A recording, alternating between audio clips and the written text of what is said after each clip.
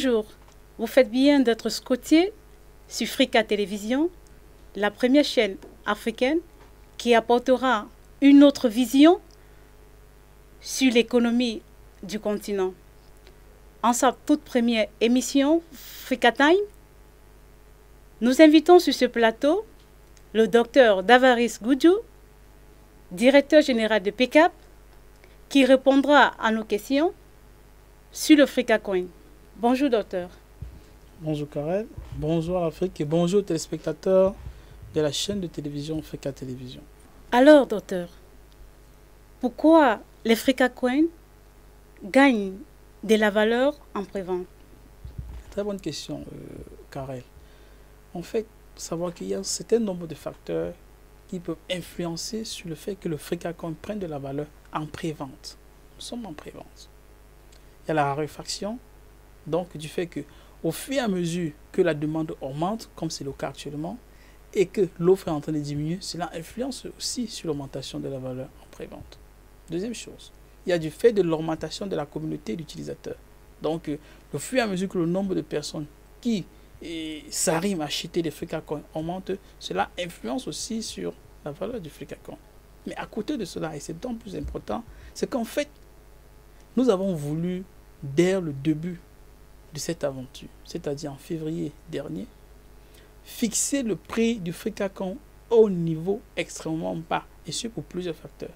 Et ça, c'est à la différence de beaucoup de tokens dans le monde entier. D'autant que le choix de fixer le prix extrêmement bas, c'est-à-dire 10 € pour 1 million de FricaCoin, c'est un choix libre et souverain que nous avons pris en comité de direction.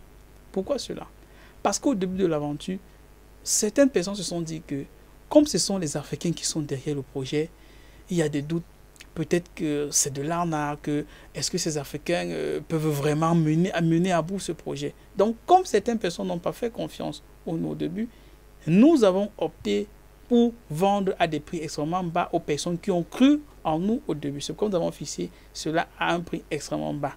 Et au fur et à mesure que le temps augmente, que le temps passe, les FricaCoin prennent de la valeur. Par exemple, en mars dernier, cela a pris de la valeur, quittant du simple au double. Maintenant, donc en plus du fait de vouloir récompenser les premières personnes qui ont voulu prendre des risques, parce que quand des gens fuient de prendre le risque, quand des gens refusent de rentrer dans une aventure, alors que c'est parce qu'on prend le risque que la chose prend de la valeur, qui prendra le risque pour que la chose prenne de la valeur? Ceux qui ont pris le risque au début, les investisseurs au début, dont nous avons fixé des prix bas pour les aider à avoir un grand gain aussi quand la chose va prendre plus d'ampleur. Mais maintenant, à côté de cela, il y a du fait que en Afrique où nous sommes installés, parce que le FricaCoin, c'est la crypto-monnaie par les Africains et pour les Africains. Donc, en Afrique où nous sommes installés, nous avons constaté que la plus grande part de la population a des revenus extrêmement bas, extrêmement faibles. Et que si nous fixons le prix du token à un niveau élevé, nous serons en train de mettre à côté de ce mécanisme de financement les mamans qui travaillent dur pour prendre soin de leur famille, nos frères et sœurs qui n'ont peut-être pas d'emploi, les papas, les personnes âgées qui n'ont peut-être pas de la retraite. Donc on s'est dit que non, nous allons fixer un prix très bas pour permettre à tous ces masses populaires d'avoir la possibilité de rentrer dans ce mécanisme de financement. Donc pour me résumer, le FricaCoin prend de la valeur en prévente principalement parce que nous avons décidé de fixer des prix extrêmement bas au début pour récompenser les premiers investisseurs qui ont voulu prendre le risque avec nous.